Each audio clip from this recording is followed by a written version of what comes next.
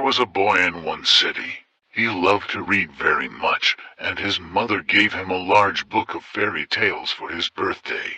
There were many amazing stories about kings, knights, wizards, and magical creatures in this book. The boy really enjoyed reading these stories. He especially liked the story about the apprentice boy who built a flying machine to escape from the sorcerer's dungeon, and forged a copper doll that was almost impossible to distinguish from a human. Only instead of blood, oil flowed in her veins. Once, an apprentice boy even saved the prince from death. He made glasses out of blue glass to see death creeping up and lured death into a trap while the royal doctor sewed a new heart on the prince.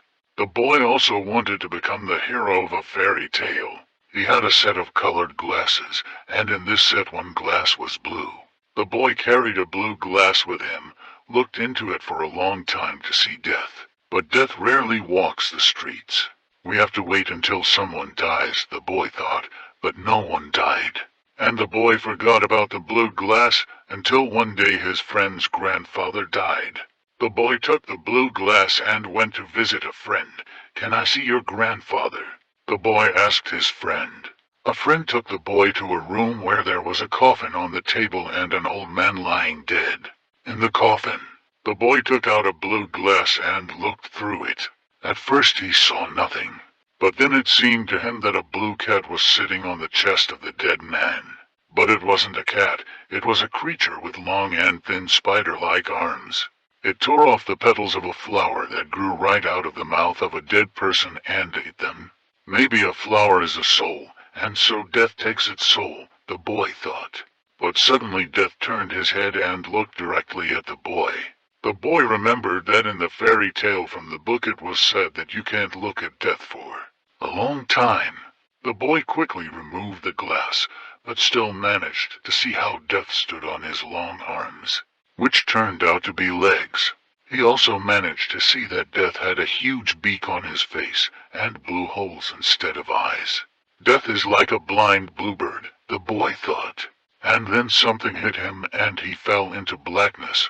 When the boy opened his eyes, it turned out that he was in the hospital. Mom was sitting next to me and she was very scared.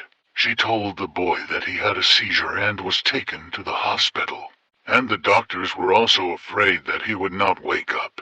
The boy wanted to tell his mother that he had seen death, and that death looked like a bluebird. But when he opened his mouth, he couldn't make a sound. 2 days later, the boy was discharged from the hospital. He was healthy, but he couldn't speak at all. The doctors said that he would have to wait a little longer and he would speak again. At home, the boy took a piece of paper and a blue pencil and tried to draw death. But he couldn't do it. "What is it?" Mom asked, looking at the drawings. "This is death," the boy wanted to say. "It looks like a blue blind bird with a big beak and legs that look like hands." But I couldn't say anything.